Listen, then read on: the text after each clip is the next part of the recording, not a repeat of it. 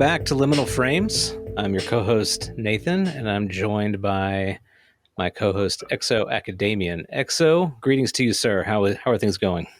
Things are going quite well, thanks. And I'm excited for today's slightly different format where we're going to do a hit and run on numerous topics.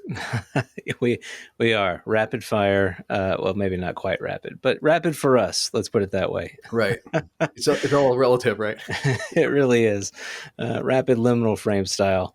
So welcome to everyone who's joining us on YouTube or through your podcast of platform of choice. Great to have you with us listening along, and thank you to everyone who has provided feedback to the show. We do very much enjoy that and enjoy hearing not only your thoughts, but where you have shared this show with others. We're looking forward to kind of growing this community and continuing to gain insight from our listeners, and we'll be incorporating listener feedback and questions in a future show. So with that aside, we're going to jump into this. So we've got a few topics we're going to cover today. They're not necessarily, I would say, all the same, but there is a little bit of commonality amongst them. But we'll jump right in. So the very first topic we're going to hit here is the phenomenon the activity of one or many actors from one or multiple sources? So, Exo, I'm going to let you take this one. This was your idea, so if you'll take it away, that would be great. Sure. I mean, I think one of the reasons why I wanted to address this one is because so often by default, I see people, I think somewhat unconsciously, talking about the phenomenon as if it's one actor ultimately from one source. There are some researchers historically, even like a John Keel, who actually wondered if a variety of phenomena were ultimately sort of different manifestations, different facades of the base phenomenon was all one actor, one sort of super entity that was sort of beyond our normal realm of perception. I think that has some credibility to it. But I think also what happens is because we're dealing with things that are beyond the prosaic here, we're dealing with activity that seems to be beyond even the pale of what we think can happen in reality so often, that we it's already a big stretch to say, okay, what if we open up and say there's an entire new category that we've never considered before? That's a big deal. So for a lot of people, that's a mental leap in itself. Now, if you ask them to simultaneously go from, our normal 3D plus one reality, and we're the only real intelligence, and then we have the animals and that's it, to suddenly going, actually, we live in a kind of multiverse scenario, however you want to define that, with not only different extraterrestrial civilizations, entities, but even interdimensional civilizations and entities, maybe even entities living in shadow biomes in our own sort of space to some degree, and potentially even extra frequential beings, entities that exist in our 3D plus one reality, but in a way that we don't usually perceive them. So if you say, you go from the first step to say, can you please now open up the aperture and accept all of these possibilities? It's a lot there. So I think that's one of the reasons why I wanted to address it, is because just the mental challenge for people of saying, what if reality is, not just slightly more complex than we imagined, but, much, much more complex. And then it comes down to, I think, looking at the data, looking at the historical evidence, looking for patterns within the overall evidence, and seeing if you see evidence for at least making the argument that there could be different groups, even potentially from different sources. Mm-hmm. Yeah, there's a lot of stories in the literature of many different kinds of beings. Of course, we're all familiar with the Greys, and then you've got, even within the Greys, the tall Greys and the short Greys. But you've got the Nordics and the reptilians and the gnomes of some kind. I've heard a lot of those descriptions of the very short, kind of hairy beings. Jim Semivan talking about his sort of Michelin man kind of looking being, which has popped up in a couple of places. So there's a pretty the mantids. How could I forget the mantids? There's a pretty wide range here of kind of morphology represented in the literature, and on the face of it, that it's hard to sort of say, well, they're all the same. That could all be just the same thing. And I think that the notion as our own perception of our place in our solar system, our place in our own galaxy, sort of expands and matures. This awareness that it would be very challenging, maybe impossible, for us to be all that there is in terms of intelligent life. I think most of our science is saying that can't be true. That we aren't alone. That certainly in the vast expanse of the universe, it's just a numbers game. There are probably millions of intelligent life forms out there. But of course, the conventional science is that's probably true, but there's no way that we'll ever see them because they're too far away. We're like kind of ships crossing in the night to a certain degree. So that's that coming awareness of kind of just where we are from a mainstream standpoint, mapping that onto the literature, the experiences that we see. It's pretty, I think, comfortable for us to say, okay, let's take that thing that we're already okay saying yes to, and let's just make it local. Let's just make it that we are interacting with that multiplicity of life, and it's happening here.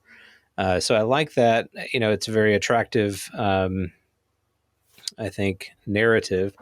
But the singular phenomenon is interesting to me as well. And I think, as we kind of walk through the topics today, I think it's kind of fun to flip this one back and forth. And quite frankly, it's valuable from both perspectives, as far as I'm concerned. What would you say to that?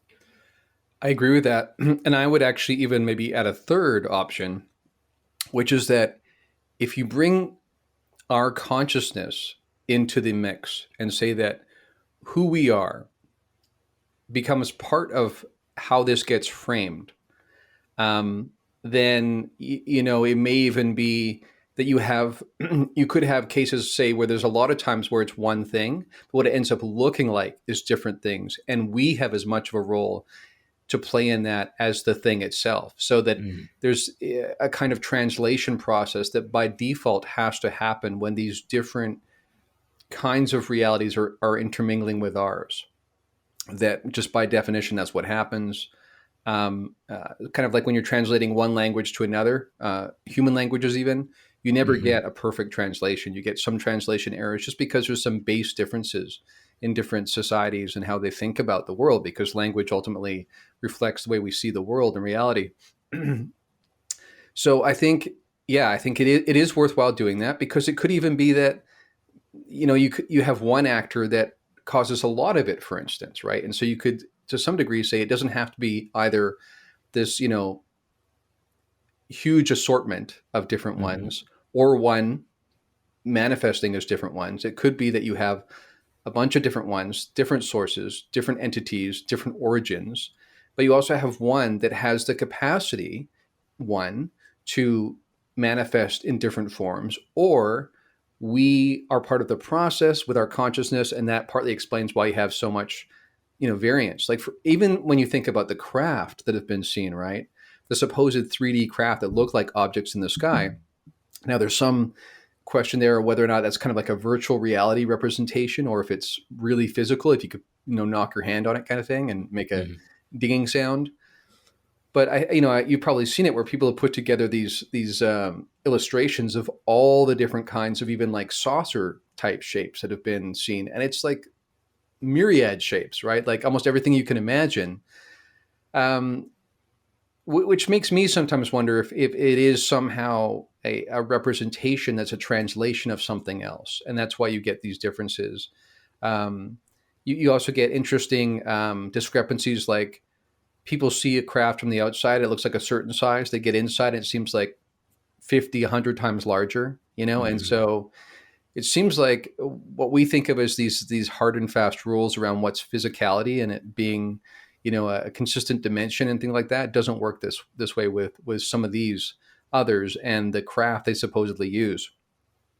The other thing I was going to say too that's tricky is that, in Point of Convergence, I did a podcast episode on Eric Davis's and Jacques Vallée's 6-layer model, and they make the excellent point in there that sometimes the data itself is ambiguous. So, for instance, and based on our current science, there's sometimes we don't even have an experiment that we could design theoretically that could demonstrate whether or not it's interdimensional versus extraterrestrial, for instance.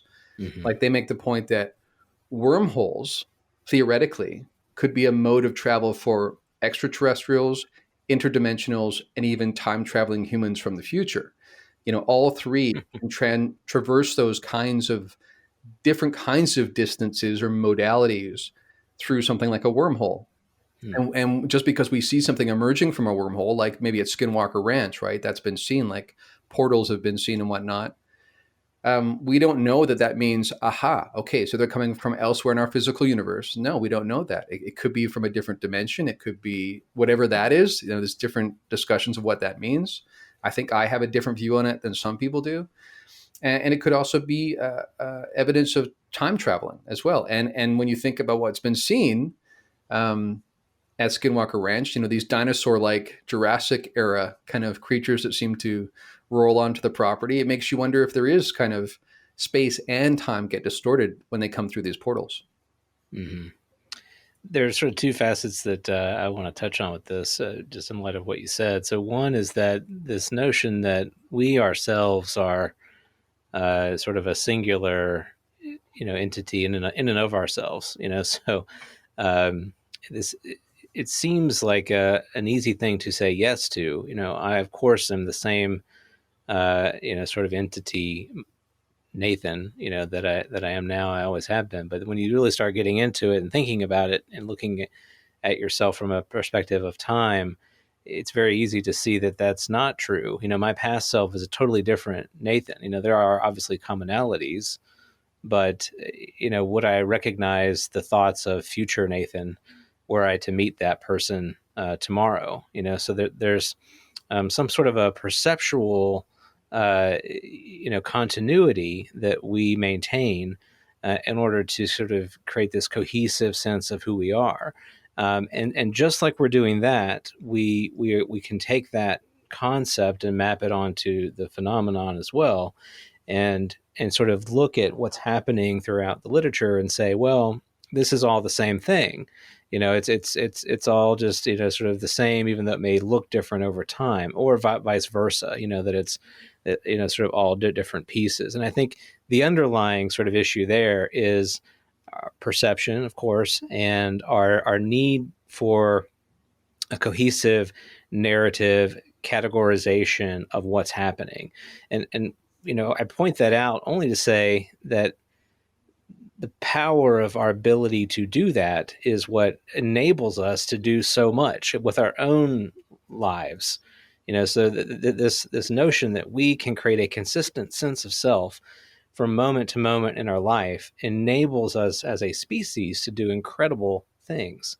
But that's not necessarily a given, like we kind of take that for granted, but we possess this capability, and we cannot help but apply it to many, many other things in our sort of perceptual awareness.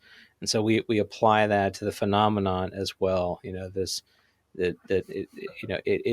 this, it is categorically this, and that gives us greater control over it, understanding of it, ultimately because we really want to be able to manipulate whatever that is. We want to interact with it in a fashion that we can sort of change and interact with.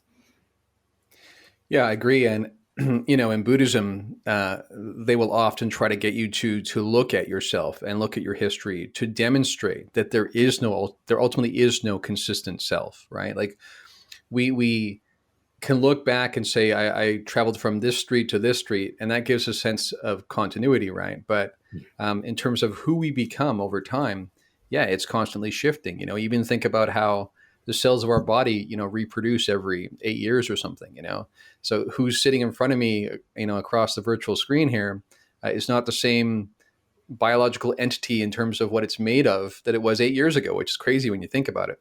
Mm-hmm.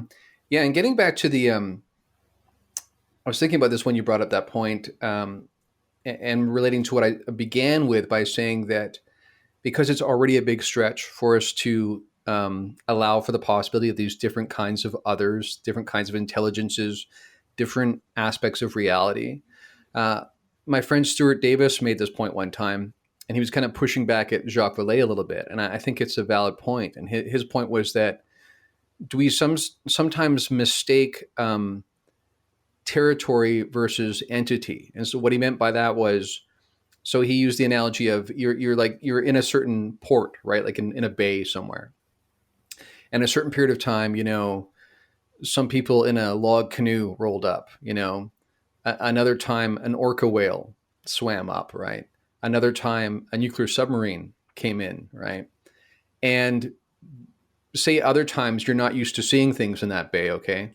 So what happens is, again, because it's an anomaly to even see something in that bay, you can get people to say, aha, this is just different manifestations of the same entity, right, over time. And maybe it's not. Maybe it's just that these are literally different entities happening to cross over the same terrain, the same territory. And again, I think it's a bias in us to allow for all those. We can do that in physical reality because we've become accustomed to it, right? It's part of our consensus reality. But when it comes to wandering out on the plane somewhere and knowing that you could come across an ET, an interdimensional being, a time traveler, some manifestation from your own subconscious or the collective unconscious, like when you start, or an extra frequential being that's always been there that you just don't usually see it, and it has the capacity maybe to tune in and tune up and tune down, so it does become within your frame of awareness. When you allow for all of that, that's just a lot for people to swallow. And so I think people tend to try to take it in one chunk and say it's all one thing. So while I think there is, like you said, it is worth going back and forth and saying, let's not assume that just because we have two manifestations, that it's two entities and two sources. It may not be, especially when you bring in the complexity of our consciousness and how that translates these things as part of the process. But at the same time, I think we also have to be wary of our prejudice towards wanting simple answers. Yeah, well said. And I was going to ask you, so what's the danger here? But you really landed on it. That the danger, I think, with anything is oversimplification in the lack of other evidence and information. So until we have a greater degree of clarity, we really must, I think, have to entertain a lot of different perspectives and notions until we have other. We can winnow that down a little bit more, and two, it's for me as well. I think it's. I try not to get wrapped up too much in the number of options, because it can become a little bit like a bit of a whack-a-mole. You can have so many options on the table that it starts to become like worthless in a way, in terms of your ability to kind of extract what's really happening, or sort of any kind of valuable conclusions about what it may be, or just a good operating model. Even you can be just kind of the victim of too much fanciful thinking. So anyway, I think it's important just to kind of keep these things in mind and to recognize as we often do here on Liminal Frames, recognize the value of these sort of to steal a word that you like to use, the multi-perspectival take on things. Absolutely. And I would just, chime in with something you said on a previous one of our podcasts, where we have to be careful not to say just because there's evidence of much more than we used to believe being part of the big picture doesn't necessarily mean everything that's ever been described or discussed or pitched is true, right? So just because reality may be much more complex and interesting than we first assumed does not mean every conspiracy theory under the sun is accurate. So it is a tricky kind of in between place to be open, but also not to leap to conclusions because we like to feel like we know. So standing in that in between place where you really try to objectively, putting aside prejudice, look at data, look for potential patterns, but don't overly commit to a certain hypothesis before the evidence suggests you really can justify that. Right. Well, and that's maybe a good segue to our next topic. We kind of hit this one, the first one, from this broad view covering the various different angles, but in talking about leaving space and sort of providing enough room to interpret a particular experience or story, we thought it would be good, and we're going to go here, everybody, to talk about the Anjali story, and kind of our different perspectives and takes on that situation. So, Exo, how do you want to even start with that one? I feel like it's like a super hot potato, but where It is. I'll take it briefly into my hand. I think the first thing I think we would say is that we would say Anjali and cases like it. So we're not specifically trying to dial in on her situation. We're more trying to address the overall issues that arise with these kinds of situations, because this is certainly not the first time this has happened, nor will it be the last. So we're looking at what kind of lessons can be learned from this saga for when it happens next time, because it will happen again. And I think we can probably go back and forth on this one, would be helpful. But one thing I would say initially too to people is I would really caution against a kind of binary, this is either true or it's not. She made claims about accessing a tunnel into a mountain kind of cavern that was actually an alien base, and she came across various alien entities and seemed pretty convinced that this was happening in our 3D plus one reality, our usual consensus reality.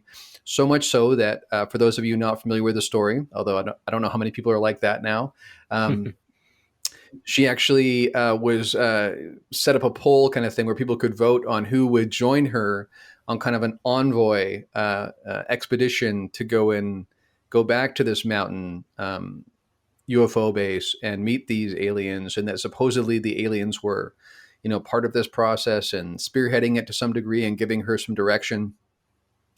So, on the one hand, again, we last time we talked about, believers, skeptics, and deniers. And I think we can also approach this topic from those three different vantage points too, from that spectrum. I think there are some believers who enter into this situation with a good amount of objectivity. They know that this is a tricky and prickly topic. They know that people really do experience things. But they also know that a lot of the evidence seems to suggest, even when you look back at the free research that came out, that a lot of people seem to perceive this as happening in a different kind of realm or an alternate state of consciousness. So it's easy for someone who's new to this, because it feels absolutely real, right, to confuse that and think that it happened in our manifest usual consensus reality, and that you could therefore go and show someone, right? Right from the beginning, once she was even making those claims, and it was a pretty bold kind of claims, like holding a press conference in Washington, D.C., asking the news media to show up. So you could argue either she was, either really convinced or really trying to take people for a ride. But, you have to ask to what end would you take people for a ride if you knew all along you wouldn't be able to deliver the goods? So it seems to me that she did believe it. And again, I don't want to say it didn't happen. I think she had experiences.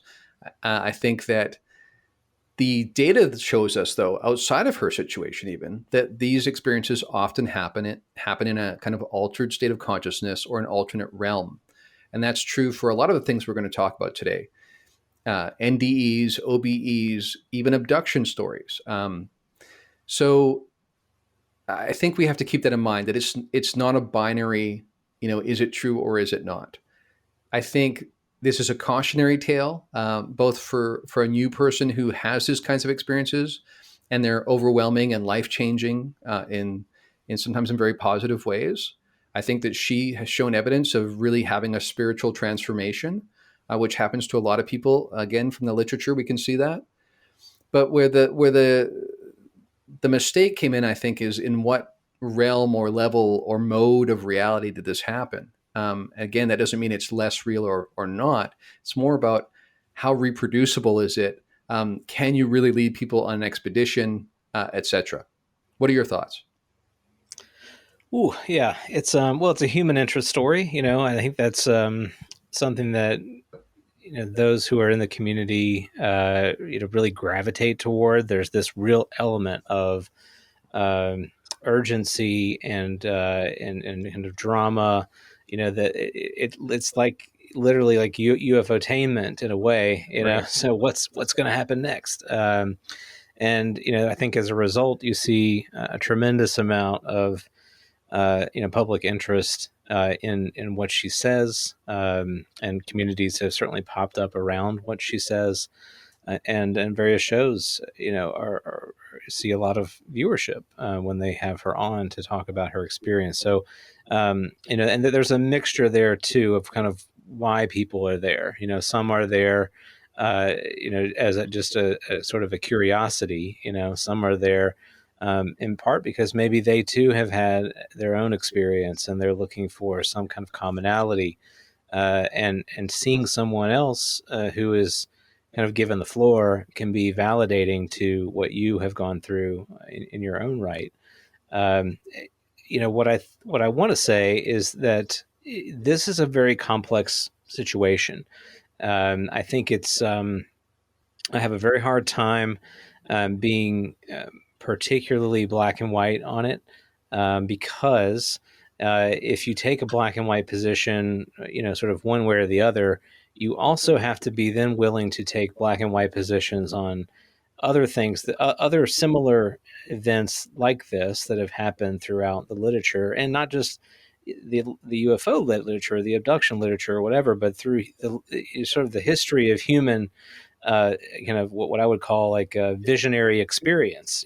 So we've taken a lot of visionary experience in human history, and that has sort of converted itself into religious experience, and whole sort of doctrines have been crafted around someone's particular vision, whether it was a vision had in an altered state of consciousness or not. So if you're going to come down particularly hard on Anjali and what she is saying, I think you have to also be honest and fair with a lot of the other sort of experiences that are there in the past, and give those experiences a similar degree of scrutiny or skepticism. And as a result, I don't, kind of say, that she's full of it, or, that she's a fraudster or whatever. I have a hard time coming to that conclusion. I don't think the facts, at least as I see them, really line up with that particular perspective. At the same time, and then just as you hinted at, already, just because she had an experience does not necessarily mean it was an experience in the way that, you and I would, want a camera crew to go down and take a look at something happening on the corner. It may not be quite the same. So, we seem to need either kind of a new model or language or way in which we can approach experience generally, because we like to kind of make really kind of stark dividing lines. It's like, well, this is an experience in reality. This is an experience in, sort of subjectivity, objectivity and subjectivity. And anything that's happening in subjective experience is absolutely, sort of biased, wrong, skewed, unreliable by default. Anything that's happening in objective reality is, true, exactly how it is. And I think that dichotomy as we are seeing, and we've certainly talked about this a lot, as we move forward in our own understanding, that dichotomy is just no longer helpful as a means to understanding what all of this really is. And so, with that in mind, me looking at this story, I see a person who uh, has clearly had a profound experience that has changed their life, so profound that they felt compelled to share that experience with a very wide audience, as you said, even going to the degree to host a press conference about it, and going so far as to, sort of put up effort, at least some level of effort, to try to bring people to a physical location. So this was a very profound experience that she had, that has changed, shaped who she is and who she is going to be. Whether or not it satisfies the criteria that others would want in terms of, me having a close encounter handshake with a giant, sort of mantid alien. I don't know that we're going to get there. And then I also am concerned anytime this particular topic comes up, and I'd like to get your thoughts on this too, just, what is the appropriate level of kind of platforming experiences like this, sort of generally, because I want to be fair to experiencers. I also want to be cognizant of, the individual, because just because the individual is saying, I want to share this with everyone and I want to go on and talk about it as much as possible, doesn't necessarily mean we're doing them a favor by letting them do that.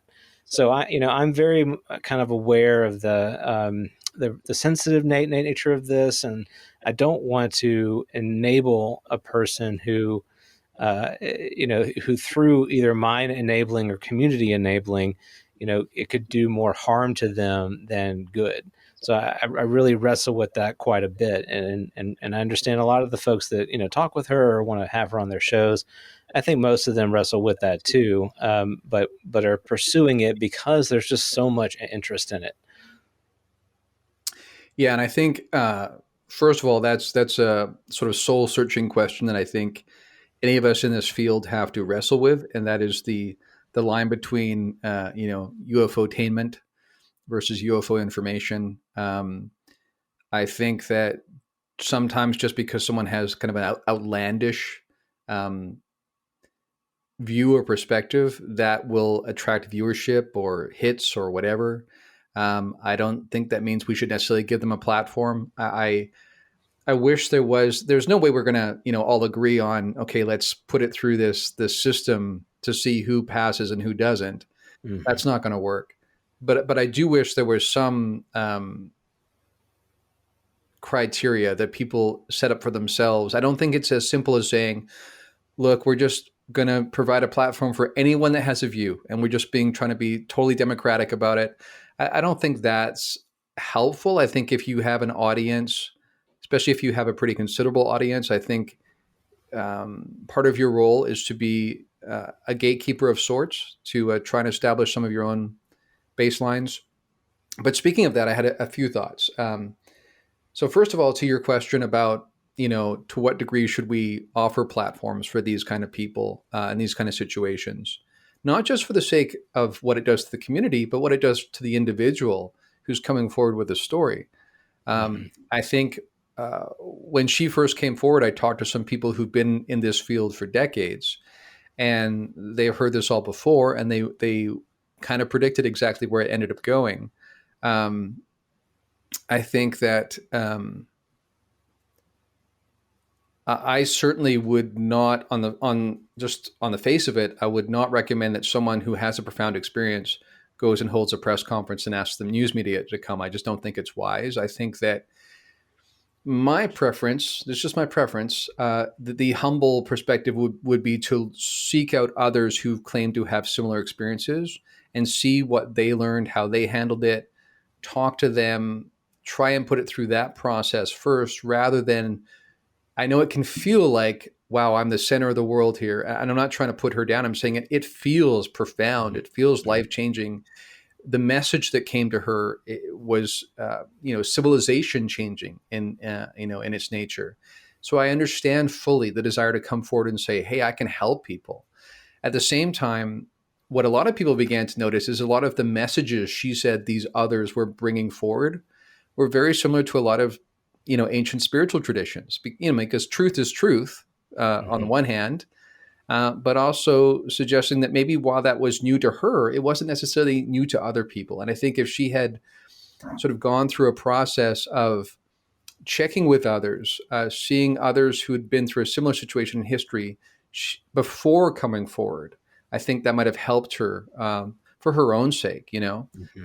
I know that when this story first broke, one of the things I remember writing on UFO Twitter that I appreciated about her coming forward was that she was at least putting a deadline on when she was going to verify that this was the case. There are some people who, are not honest actors who come forward, who make all sorts of claims, and they never get around to, nor do they even suggest that they will get around to actually offering any kind of evidence, right? In her case, she said she was going to lead this expedition at the end of 2021. You would know by the end of that year, yay or nay, right? So I remember saying, okay, well, let's give her credit that she's making some really, out there claims, but she's also saying you can judge me by these criteria and this will happen by this deadline, right? That was unique in itself. But I think once it didn't happen, because what ended up happening was she had to delay, and then it became obvious because of some sort of disagreement with the person who owns the property where this supposedly happened, wasn't going to let the expedition go forward. And so there's various reasons why that may or may not have been the case. Might have been completely justifiable reasons.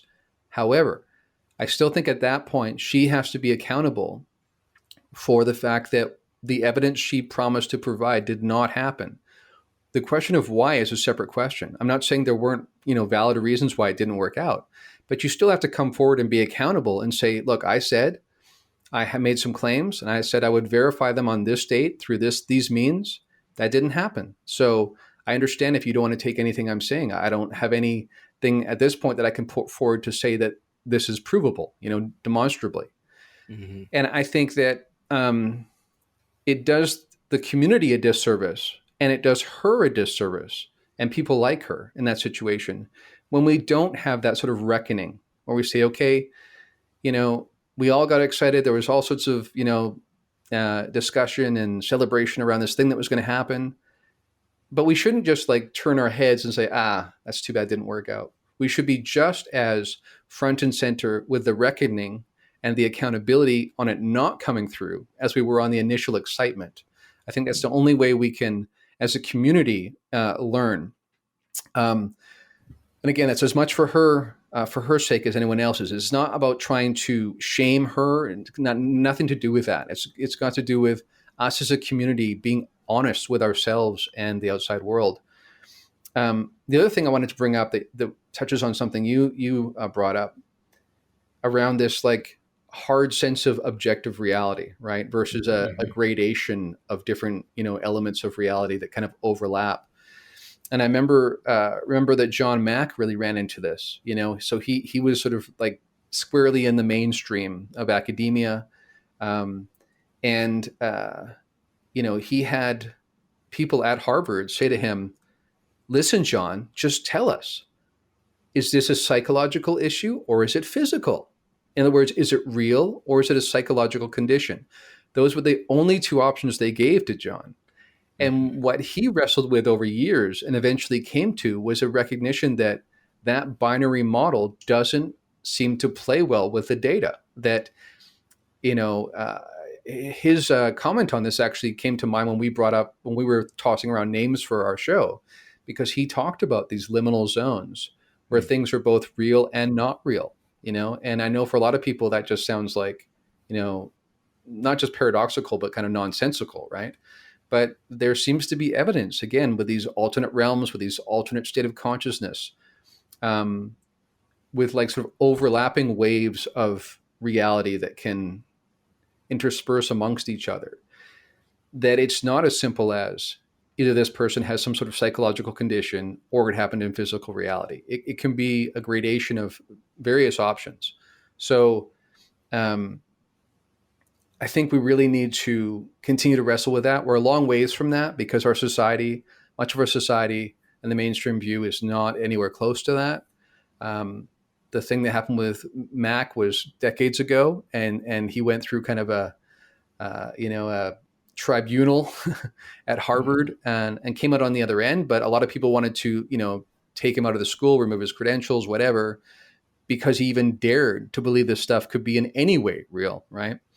And so getting back sort of full circle to what I began with when I talked about, believers, skeptics, deniers, part of the challenge here is we, as a broad community containing all three of those sort of main types, and again, there's a spectrum there, we don't have agreed upon baselines, right? Like for many people, it's either real manifesting in 3D plus one reality, and everybody can see it if it's there, and we can photograph it and we can videotape it. And if you can't do any of those things, then it's not real. At that point, it's just subjective, mushy, whatever. Some people come at it from that point of view, and so from their point of view, they look at her case very differently and cases like it. You get people in between, and I hear what you're saying, in terms of wrestling with, it's not just her story. When we look back at the literature, so many stories, right? And where do you land on, it's not as simple as saying they're either all true or they're all false. There's a gradation there too. But this is part of the challenge, is that even when I find myself discussing this in different circles than I'm usually in, I run into those, hardline reductionistic materialists who go, whoa, wait a second. What are you saying? Like that, I don't even believe that's real, like as a baseline. So let's not even go there. So it is very complex. There are some people that from the get-go, like you said, are experiencers themselves who felt for her, right? And felt sympathy for her, wanted to champion her, partly to validate themselves and their own experiences. They were hoping that maybe this would finally be a way, if this really did happen, this expedition was successful, then all of a sudden their stories would be taken more seriously. So I understand that happens. There were other people who were like salivating right from the beginning because they said, I know none of this is real, and she's making such crazy claims that we're going to be able to demonstrate that it's not possibly true. And then people have rightly made the point that whenever these cases do arise and they don't pan out, it actually paints with a broad brush a negative in terms of experiencer stories. Because when deniers or skeptics see stories like this that don't pan out, it makes them go, aha, see, that's true of all experiencer stories. There's really nothing to them. There's nothing there, right? It's all smoke and mirrors. So that's the unfortunate thing, is it goes from people getting excited to, we're finally going to get evidence that's going to plant this in the mainstream, to suddenly it goes, aha, something else again that blew up, it never panned out, and it actually discredits the entire experiencer community as a result. So there are a lot of lessons to be learned here in terms of community moving forward. Yeah, it is. I mean, we said hot potato earlier. I think 100% is. And, I think I get quite frustrated with the people who follow the story because they want the red meat. They're looking for the failure. They're looking for someone to, kind of flame out in a very public fashion. And there's a lot of folks in the community that are really there for that purpose, just because they really get some sense of satisfaction in seeing the kind of frustration and pain and suffering of other people. I think that is, for me at least, a big turnoff. And I think, as a community, I would hope that we have the wisdom to be able to discern, what is validating and also and protective of experience, but also kind of calling people out who are really hanging on for the wrong reasons. And that's tough. I mean, we don't have as much as some people try. We don't have literal police, sort of who are keeping people in or out of the community. That's not how this works. So there really is kind of a place for everyone and all opinions, and I think that that's perfectly okay.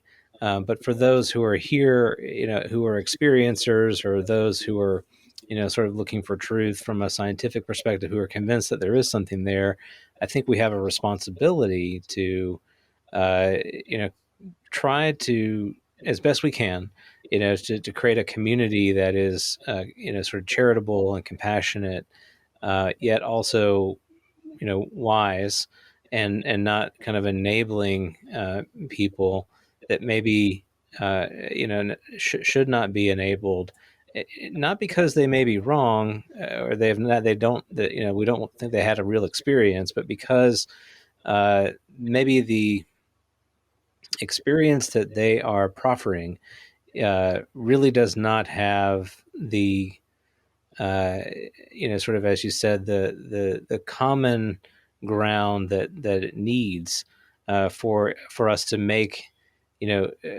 headway and progress in understanding what this really is.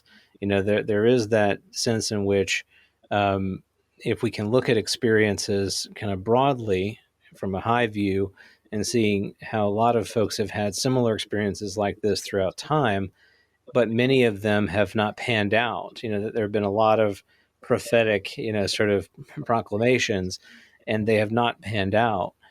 What is the main takeaway, from that analysis? What is it that we can glean from those many different instances of what some might call madness, but I don't think we're going to go there as in the community of folks who are interested in this. What is the conclusion that we can come to that has real explanatory power as to what is going on? And I know you've been working, hard on, I think, crafting and articulating a model that does really value and collect these experiences, and kind of put them in a view, in a frame that respects what's going on, but also has an explanatory power for what those experiences are saying to us. Yeah, absolutely. And I think that, and that's why I began by saying, I think we really don't want to opt for a binary, this either happened or it didn't, because I think it's much more complex than that. I really do believe a lot of things happen. On what level of reality they happen is a different question, but that doesn't mean they're less real.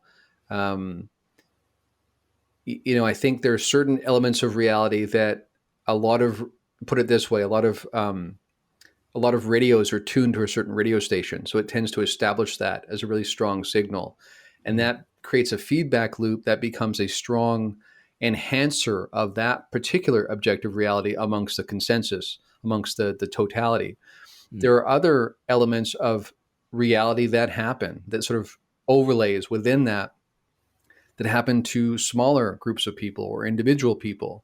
But those are also real, even though they don't necessarily manifest for the consensus reality. So, and this is a lot to get into. But I think, yeah, what I've tried to do, after diving into this for years, was sort of step back and say, what is this telling us? Like, rather than trying to, like, picturing a suitcase that's already overstuffed and like shirts are hanging out the edges, rather than trying to shove the UFO phenomenon and high strangeness into that and say, if we could just get in here, the mainstream will accept us.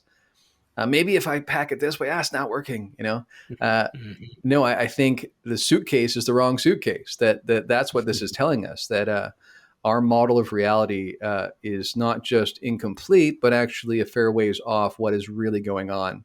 And the data coming out of the phenomenon is some of the most important data in the world, which again is the irony that scientists often won't touch it. Because that's beginning to change. Even Diana Pasulka and people have suggested seeing a real change in academia and whatnot more recently, and I've seen signs of that too, and that's encouraging. But it's a big mountain to climb, because it hasn't been the consensus view. So I really do think that we have overlapping layers of reality happening, but they're all real. They're just real in different ways. And I know for a lot of people that's going to be confusing and overwhelming to a topic that's already confusing and overwhelming. But I think that's ultimately where the data leads. And I will be unpacking that more over time. The other thing I think that you brought up that I think is really important to point out is that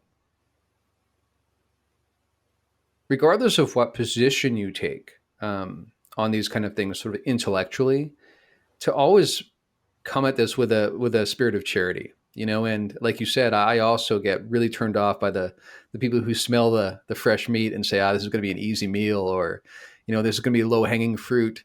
They look forward to the moment where they can kind of roast this person publicly and look great. And there are some people who take kind of a sick satisfaction in seeing others being put down, and it temporarily makes them feel better about themselves. Of course, that's a very low consciousness kind of perspective on how to do life and how to do community.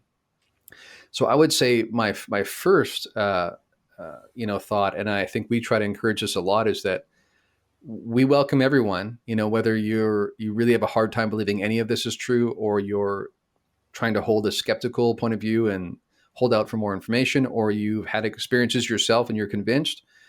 We welcome all those to the conversation, but let's be respectful. Let's be charitable. And because we're all in the midst of redefining what reality is, I think that's really what we're in the business of here. I think charity is the appropriate response. Mm-hmm. Yeah. Well, I think we've sufficiently tackled that one, and I really enjoyed it. I've, as I said to you before the show, I've been wanting to kind of get my thoughts out on that story for quite some time, so I'm glad we covered it. So the next one we're going to talk about here is, also coming back into sort of, I think, the mainstream awareness through a few different avenues. A couple that I can think of off the bat. So, one through the work that Leslie Kane's doing. If you've read her book, Surviving Death, is kind of hits on these topics.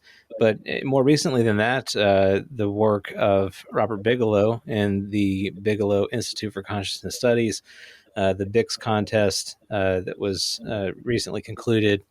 And the winner of that contest was Dr. Jeffrey Mishlove, who put together a really great paper. It's about, about 90 pages. It's like a PDF. You can find it online.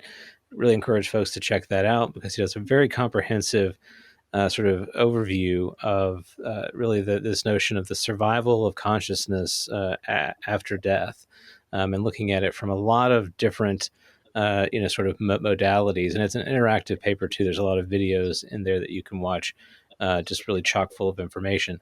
So we're going to get on to the topic of near-death experience and out-of-body experience, past lives, all the kinds of things that seem to hint at there is some sort of persistence of conscious experience beyond the physical life that we know. Exo, what are your thoughts on this one? How do you even start off with this? Well, I think first of all, it surprises me again that and it's sad, I think, in some ways, that so many people go around with all sorts of existential angst because they're convinced that they're nothing more than the totality of electrochemical reactions in a physical body that's basically going to be dead matter ultimately. And when it dissolves, then their experience of the world and of reality ends. That it's kind of just a quasi fluke, of evolution, like a byproduct that has no meaning. A lot of people are walking around trying to live a somewhat meaningful life within that frame, which is a pretty discouraging frame. But the exciting thing is, and I wish more people knew about it, but again, there's a mainstream sort of gatekeepers that sort of keep this out because the implications kind of take apart the model that keeps them in power to some degree. But yeah, there is a lot of evidence going back over a long, decades and decades, and beyond that even. But I mean, even pretty rigorous studies that have been done suggesting that consciousness is not a byproduct of the brain. Um, and some people call it non-local consciousness. And that's speaking of what we just talked about with, cases like Anjali. That's partly why people can have these kinds of experiences and them not be like literally real in our 3D plus one reality. I don't even like that word literal because it suggests there's only one kind of literal, and I don't think that's true. But if our consciousness is not located in our brain, it's not sitting inside our skull, then neither. And we talked before, or I've even talked about on Point of Convergence, the idea of astral bodies and astral travel and projection. That we can still go places and meet entities, and have real experiences that change us, that stay with us, that don't necessarily happen with our physical body. We can leave our physical body and still we can go and have these experiences. And it's because ultimately consciousness is not a byproduct of the brain. Mind is not located in the brain inside the skull.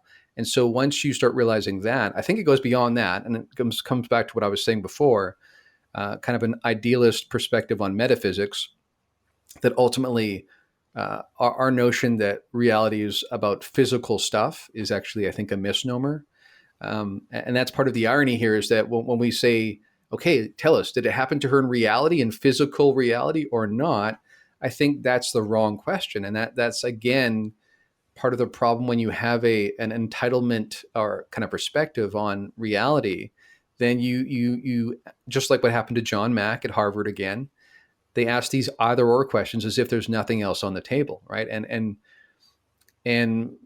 I think what this phenomenon does more than anything else is it shows us the poverty of our questions, not our answers, but our questions. The questions we ask are not deep enough, not profound enough, don't reach far enough, based on what the data is suggesting. So all that is to say, yes, not only is there lots of evidence for near-death experiences suggesting that consciousness survives bodily death, and there's plenty of cases. I remember coming across a case recently, or some research that was being done on past lives, where there was pretty robust research being done where children, especially up to a certain age, seem to have pretty dramatic and specific information about a past life. We're not just talking generalities like I was a captain on a pirate ship, and something like that, or I was Cleopatra in a previous life. But like, no, my name was so and so, and my family lived here, and this is my sister's name, and she had a a scar on her ankle because she fell when we were 6 years old, kind of thing.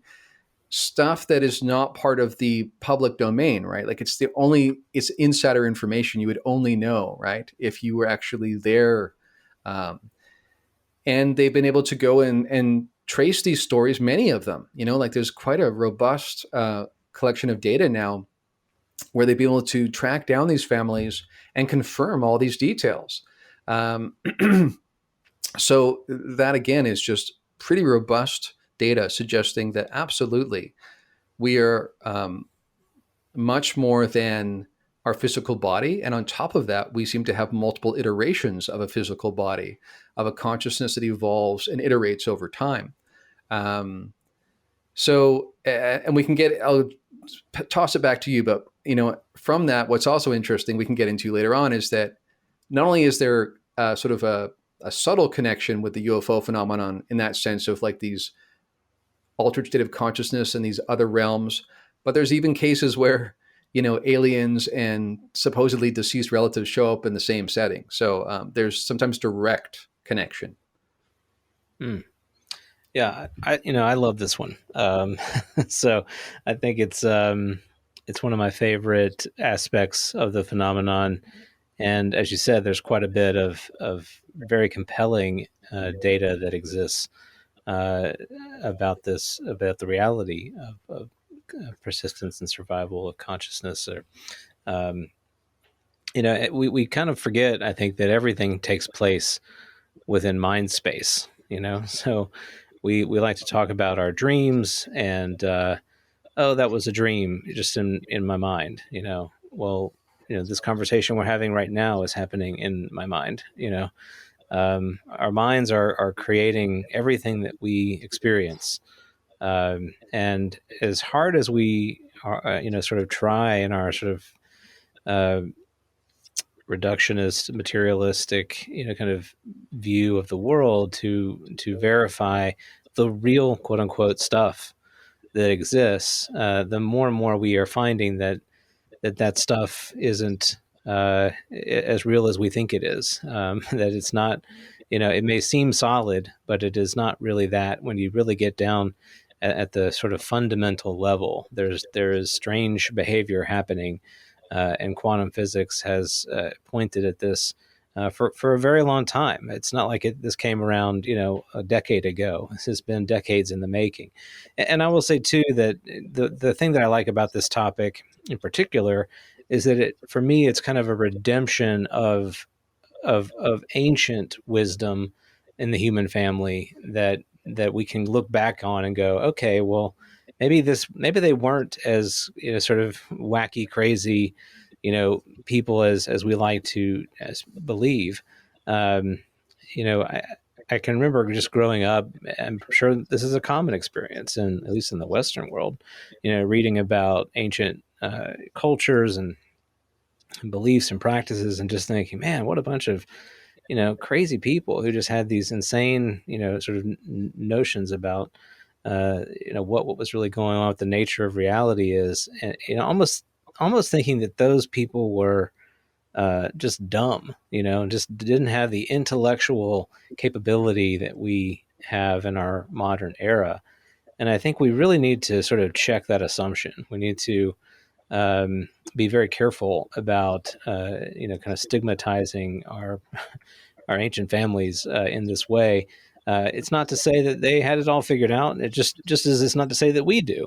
There will be future generations from us who will look back at our time, just as we look back at people living in the 1600s and the 1700s and thinking about all the funny things that they did, that they found meaningful, and the models that they shared that they felt adequately explained the world around them. So I know that's kind of a very kind of macroscopic commentary on this topic, but I very much think that the evidence pointing to this sort of base of reality that is our conscious mind, to me is very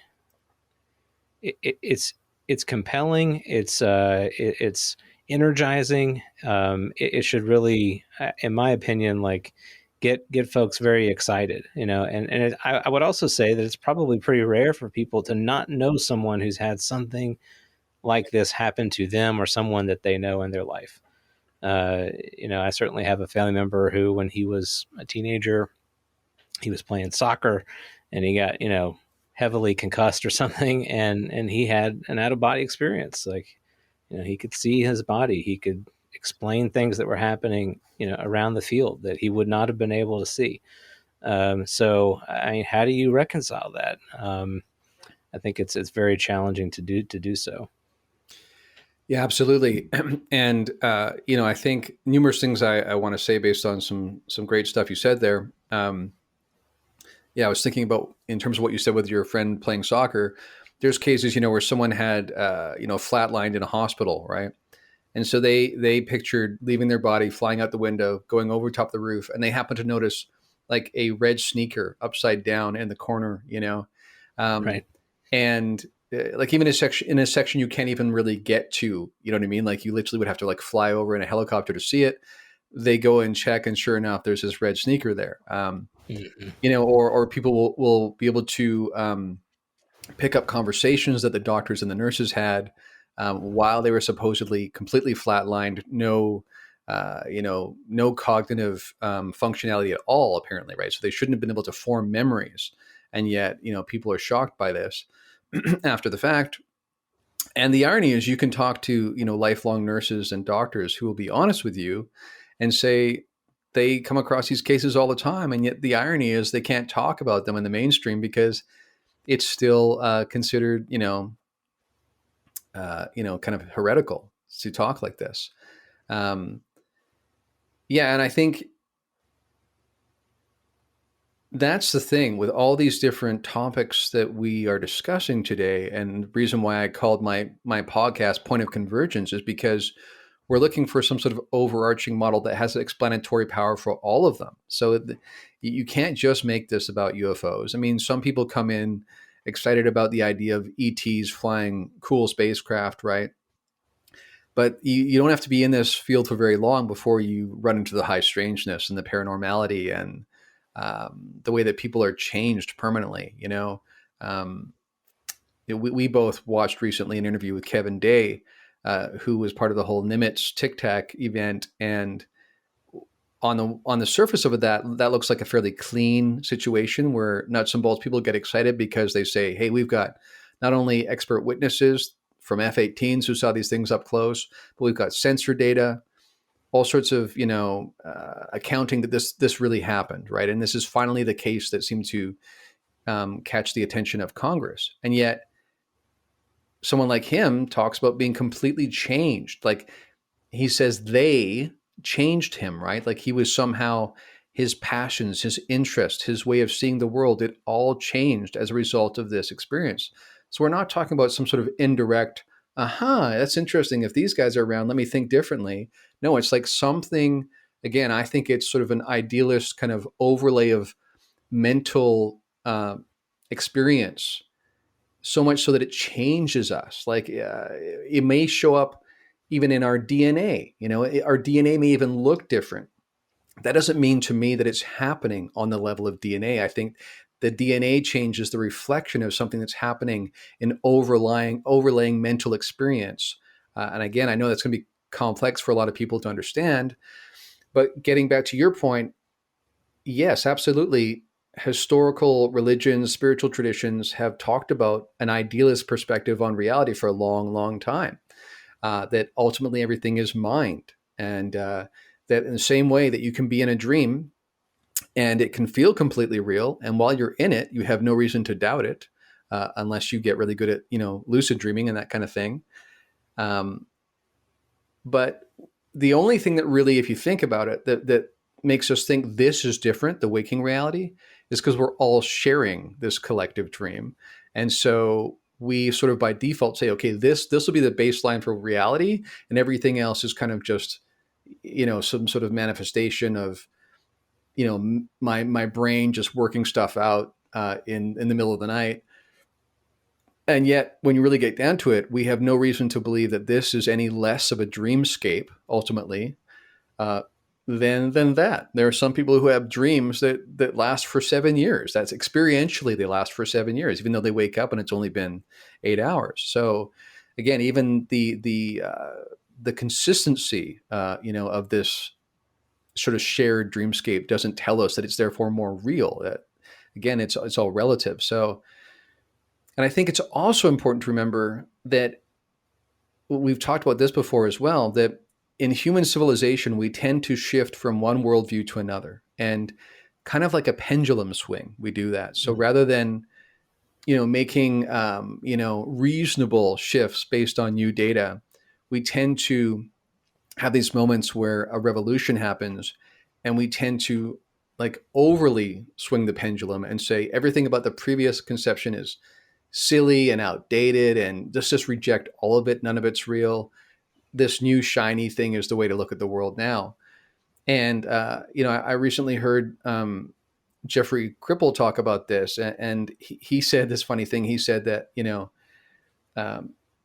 sort of by default we go around saying that reductionistic materialism is true because refrigerators exist.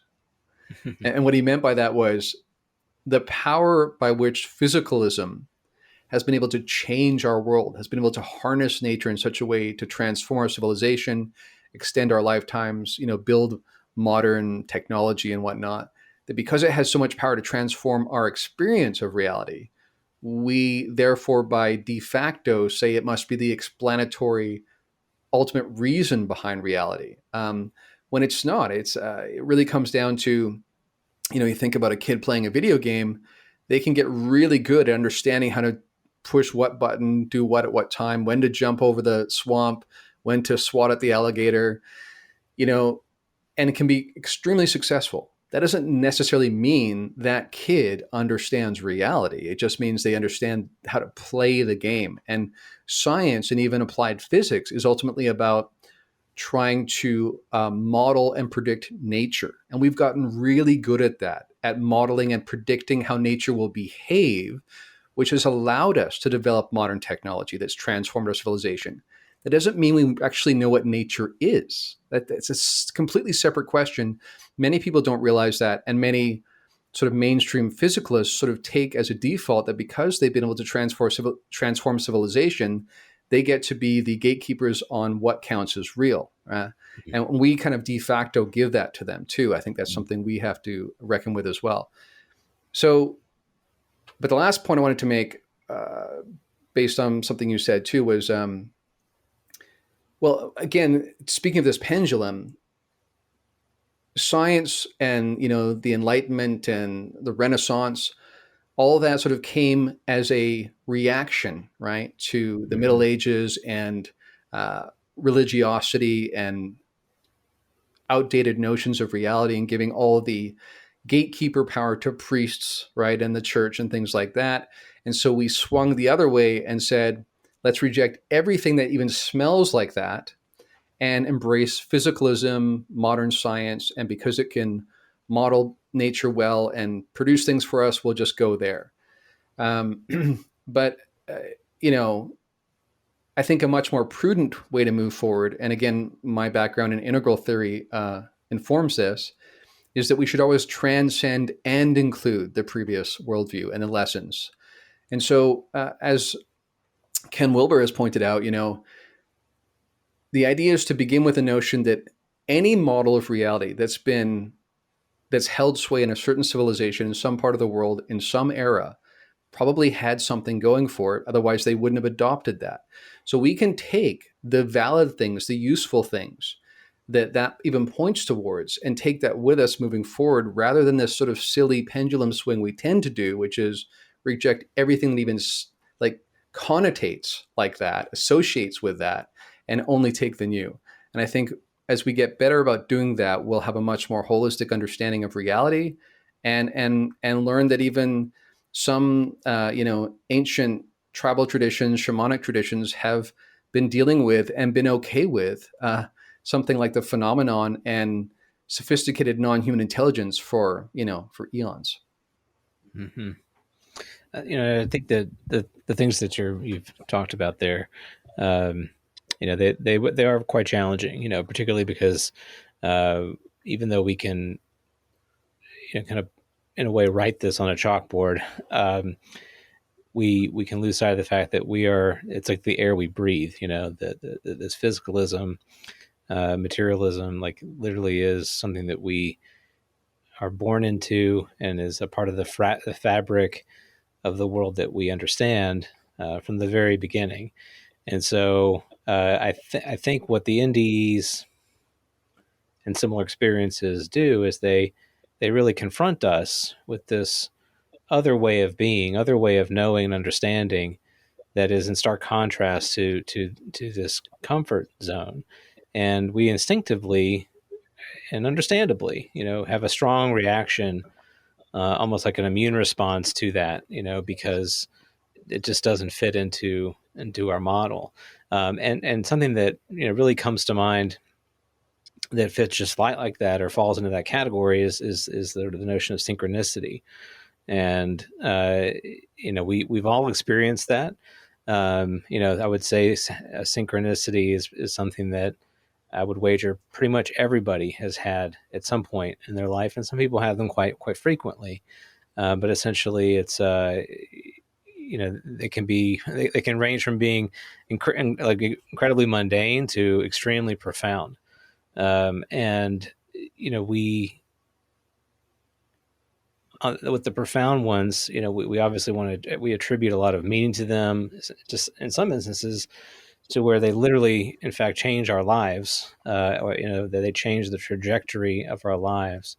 And so I find those fascinating in and of themselves, because it's the thing about a synchronicity for me is that it confronts our notions of what should happen, of what is customary or normal, quote unquote, in the world that we understand. And so here we have a synchronicity that comes along and really hits us in the face in a way that says, you know what, something's a little off about the way you thought things were supposed to be here. And I think that's, in a sort of reality's way, if you will, of kind of giving us a little bit of a nudge and saying, that what you thought was so normal, what you thought was predictable and standard, really is not the case. It's not quite like that at all. And here's a little bit of a peek behind the curtain as to what might be going on there. But I wonder, sort of, and you've put a lot of thought into this, what does the synchronicity kind of represent to you in the model that you understand of reality? Well, I would say that synchronicity is right in the center point of what we've been talking about already. I think that synchronicity is not merely kind of a fanciful, imaginary kind of reinterpretation of cause and effect, and people are just imagining it. I think on the one hand, again, we try to always offer a balanced perspective here. Yes, some people see the face of Jesus in their mashed potatoes, and that may not be accurate, or they may see the face of Mary in the clouds. We see cases like that all the time, and absolutely, if you get enough cloud formations, enough people eating mashed potato, you're going to get things like the face of Jesus or the Virgin Mary. So we can account for all of that, right? We allow for that. Just like I said last time, in terms of experiencer accounts, you can build in some healthy filters saying that some of this is just going to be misidentification, fanciful thinking, etc. Mm-hmm. But beyond all of that, like you said, I think any of us that are honest with ourselves have experienced synchronicity that seems to not fit in with that.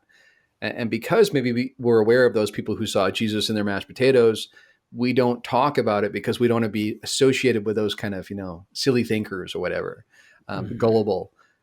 And yet there is remarkable evidence that this is happening across the board for people just in generally. It's just it's part of our reality. And it's interesting. Carl Jung wrote a lot about synchronicity, and I think was probably one of the key thinkers on this. And he came to actually believe that cause and effect is actually a byproduct of synchronicity, not the other way around. So rather than synchronicity being the exception to the rule, and most of the time cause and effect rules, actually even cause and effect falls within the totality of synchronicity. And what it ultimately points to is that reality is malleable and responds to our mental activity. That how many times have we all experienced this when you're just thinking about something or thinking about someone and they give you a call suddenly, or, it's just, there's so many cases where just people have things that seem, based on the chances of that happening at the moment while something else was going on, just seem, outlandish. And again, you can build in all sorts of healthy models saying some of that will be coincidence, right?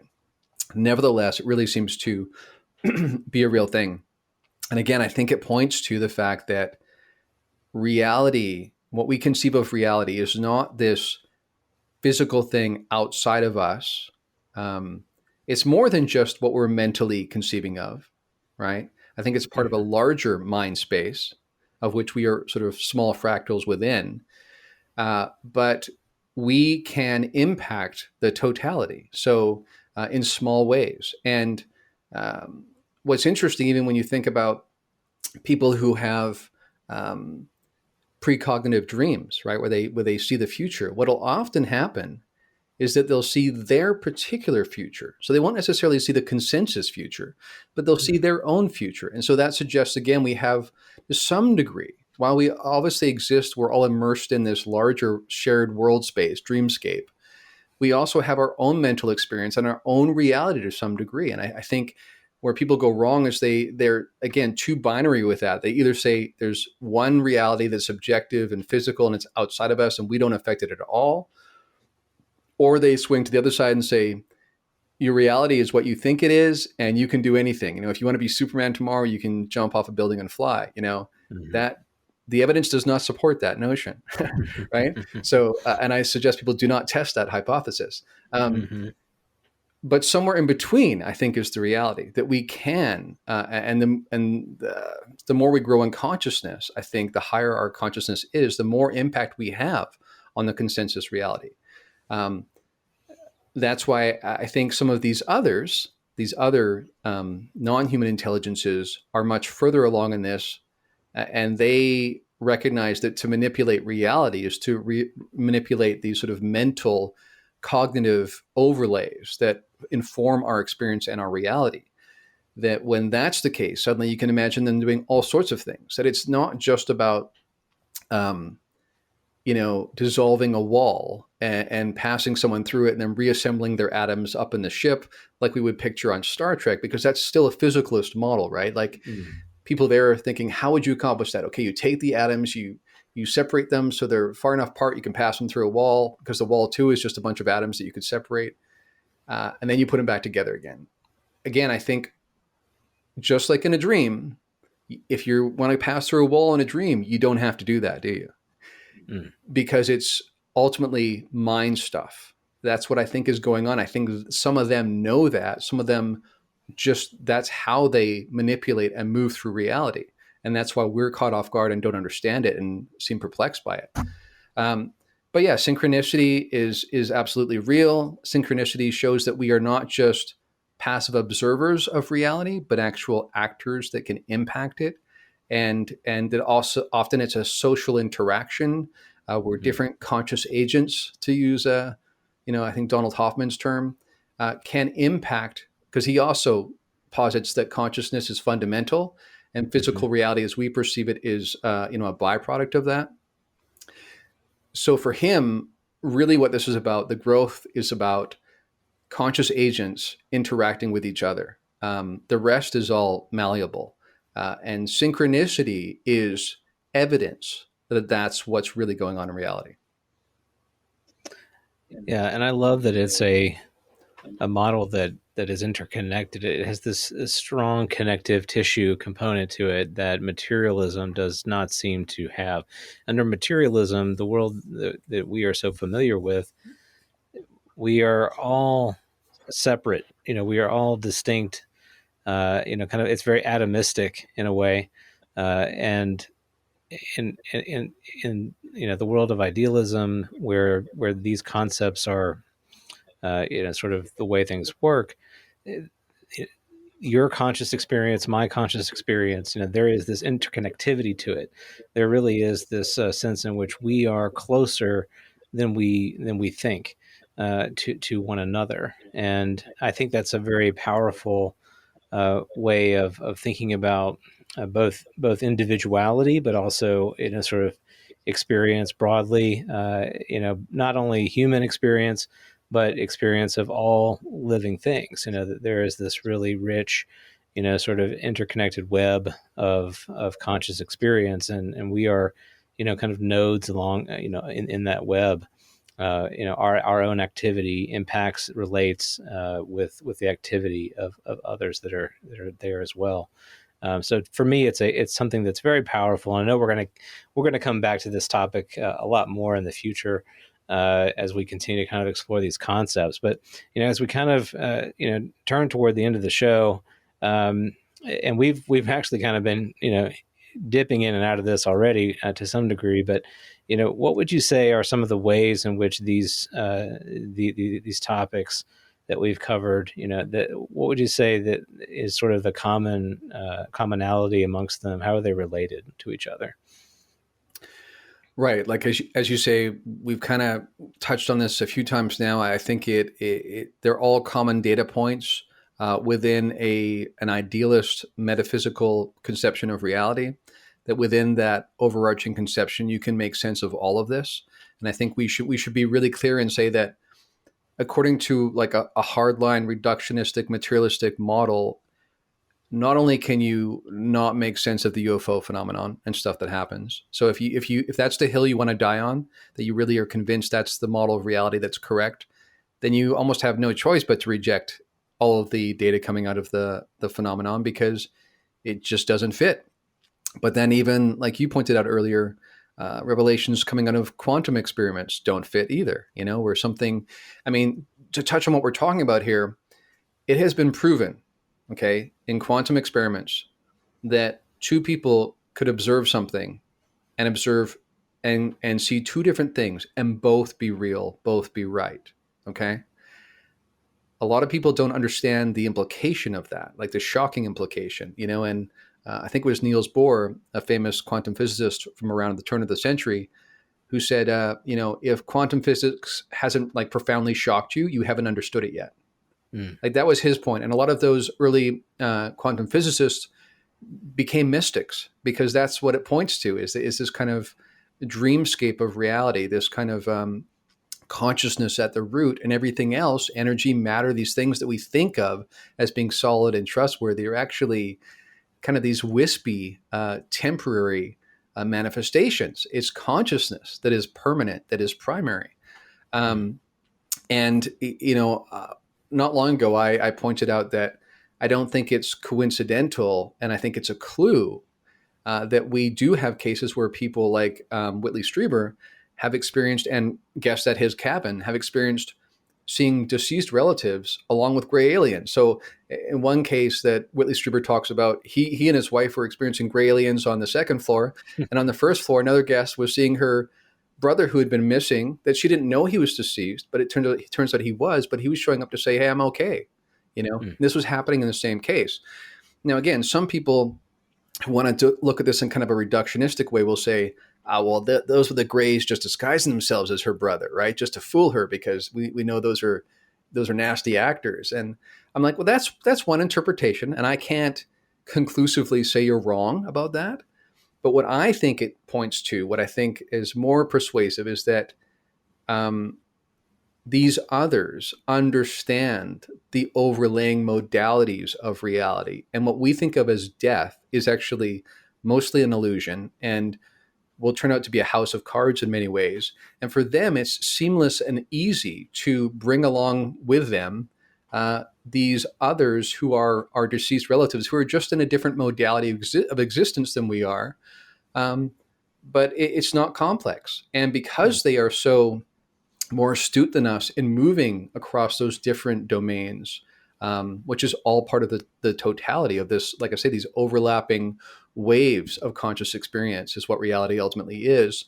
They just are further along in understanding how to do that. And they can therefore traverse these divisions that we think of as hard and solid and impenetrable, like death and life. And for them, it's just par for the course. Mm-hmm. Yeah, I think there's a lot of work to be done, right? As we explore the implications of this way of thinking, as we kind of map it onto phenomenal experience, and I would say too that we're not advocating, at least as far as I understand, we're not advocating a wholesale adoption of kind of sort of ancient conceptions of this idea. What we are advocating is as you said earlier, a transcending and an including of where we have come from, and advancing our knowledge in a way that incorporates the learnings and understandings of the past, the value of our science. We're not saying, let's throw science as we know it out the window. We're saying let's just make it, sort of more. Let's give it an appropriate place within the framework of this new concept. And there is going to be, and has to be, new work, new territory to explore as this becomes more and more a way of rethinking and viewing the world as it is. So there's a lot of, to me, this is where it becomes quite exciting, because there is a lot of not only like explanatory power with this model, but there is a lot of knowledge that is still left to be gained in how it really works. It's not just we're saying, okay, just meditate and that's all you need to do, because it's all mind. That's not really what we're getting at. And I think as time goes on, the contributions that you will be offering, and as others respond to, kind of this conversation as well, we're going to see, some real fruit come forward that helps us, I think, better approach not only the experiences that individuals have, but what we are hearing about and seeing with the revelations that the government is sharing with us about what they are seeing, in their own airspace and wherever they're operating.